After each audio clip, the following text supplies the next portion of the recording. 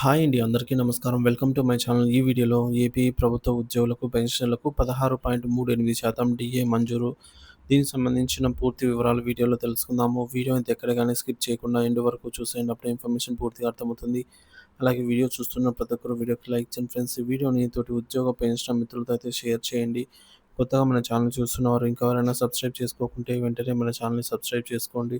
దీని ద్వారా నేను చేసే లేటెస్ట్ వీడియోస్ అన్నీ మీ వరకు రీచ్ అవుతాయి. ఇంకా ఆలస్యం చేయకుండా వివరాల్లోకైతే వెళ్ళిపోదాము. ఫ్రెండ్స్ ఇక విషయానికొచ్చినట్లయితే ప్రభుత్వ రాష్ట్ర ప్రభుత్వ పాలన సజావుగా సాగడంలో ప్రజా సంక్షేమ పథకాలు ప్రజలకు చేరడంలో ప్రభుత్వ ఉద్యోగులు వెన్నెముక లాంటి వారు. క్షేత్రస్థాయిలో ప్రభుత్వానికి సుముఖంగా నిలిచేది వారే. అలాంటి ఉద్యోగుల సంక్షేమాన్ని, వారి హక్కులను కాపాడాల్సిన ప్రభుత్వం నిర్లక్ష్యంగా వ్యవహరిస్తోందని, వారి ప్రయోజనాల కోసం పోరాడాల్సిన ఉద్యోగ సంఘాలు, జేఏసీలు నిద్రా వ్యవస్థలో ఉన్నాయని ఉపాధ్యాయ, పెన్షనర్ల వర్గాల్లో తీవ్ర అసంతృప్తి వ్యక్తమవుతోంది. ఇప్పటికైనా మేలుకోవాలి అనే పిలుపు ఉద్యోగుల నిస్సహాయ స్థితికి అద్దం పడుతోంది. పేరుకుపోతున్న ఆర్థిక బకాయిలు ఉద్యోగులపై పెనుభారం. ప్రభుత్వం సకాలంలో చెల్లించాల్సిన ఆర్థిక ప్రయోజనాలను నిలిపివేయడంతో ఉద్యోగులు ప్రతి నెల ఆర్థికంగా నష్టపోతున్నారు. ఈ బకాయిల జాబితా చేంతాడంతా సాగుతోంది. కరువు భత్యం, డీఏ బకాయిలు. పెరుగుతున్న ధరలకు అనుగుణంగా జీవన వ్యయాన్ని తట్టుకోవడానికి కేంద్ర ప్రభుత్వం తన ఉద్యోగులకు ప్రతి 6 నెలలకోసారి డీఏ ప్రకటిస్తుంది. రాష్ట్ర ప్రభుత్వాలు కూడా దానిని అమలు చేయటం ఒక హక్కు, సాంప్రదాయం. కానీ ప్రస్తుత పరిస్థితి భిన్నంగా ఉంది.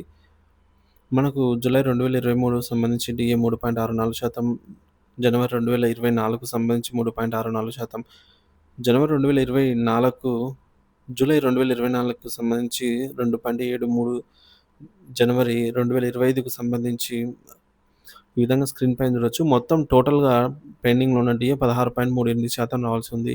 ఈ డీఏలు అందకపోవడం వల్ల ప్రతి ఉద్యోగి సగటున 5,000 నుంచి 15,000 వరకు వారి హోదాను బట్టి, క్యాడర్‌ని బట్టి నష్టపోతున్నారు. ఇది వారి నెలవారీ బడ్జెట్‌ను తీవ్రంగా దెబ్బతీస్తోంది.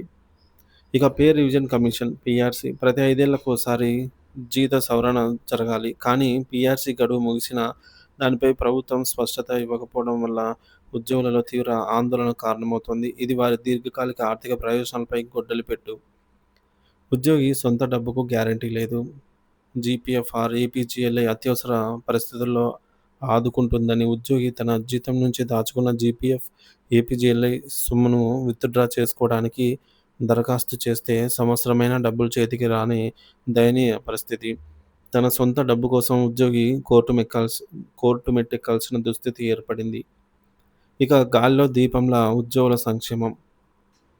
ఆర్థిక ప్రయోజనాలే కాదు, కనీస సంక్షేమ పథకాలు కూడా అందని ద్రాక్షలాగా మారాయి.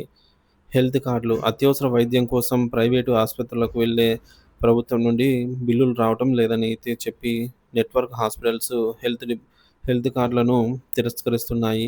దీంతో ఉద్యోగులు, పెన్షనర్లు అప్పులు చేసి వైద్యం చేయించుకోవాల్సిన పరిస్థితి వస్తోంది.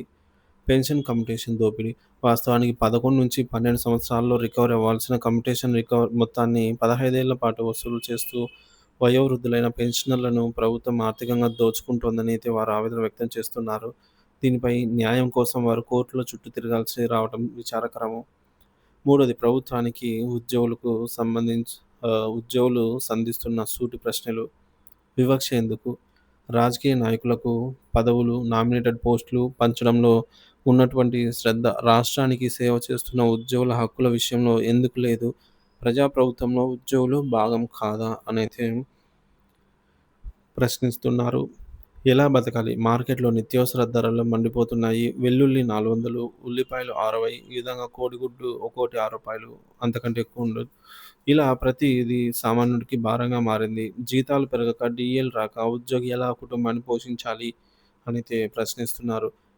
ఇక పన్నుల వసూలులో ఉన్న శ్రద్ధ చెల్లింపుల్లో ఏది? ప్రతి వస్తువుపై కేంద్ర, రాష్ట్ర ప్రభుత్వాలు సేవా పన్నులను పకడ్బందీగా వసూలు చేసే ప్రభుత్వం తనకు చెల్లించాల్సిన బకాయిల విషయంలో ఎందుకు చేతులెత్తేస్తోంది?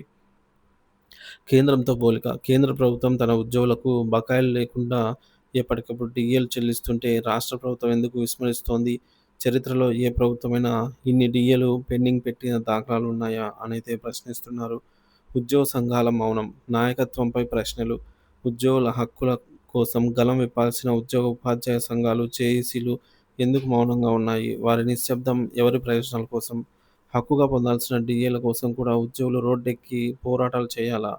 ప్రభుత్వంతో చర్చలు విఫలమవుతున్నప్పుడు ప్రత్యక్ష కార్యాచరణకు ఎందుకు పిలుపునివ్వటం లేదని సాధారణ ఉద్యోగులు ప్రశ్నిస్తున్నారు. ఇకనైనా మేలుకో. జీతాలు ఇవ్వటమే గొప్పగా భావిస్తున్న ప్రభుత్వ తీరు, హక్కులను కాలరాస్తున్న విధానాలు, నాయకత్వాల నిర్విపత్తు, నిర్లక్ష్యం ఉద్యోగుల సహనాన్ని పరీక్షిస్తున్నాయి. వ్యక్తిగత సమస్యల కోసం, తన సొంత డబ్బు కోసం, చివరకు హక్కుగా రావాల్సిన డీఏల కోసం కూడా ఉద్యోగి కోర్టుల చుట్టూ తిరగాల, ఆఫీసుల చుట్టూ తిరగాల్సిన దుస్థితి నెలకొంది.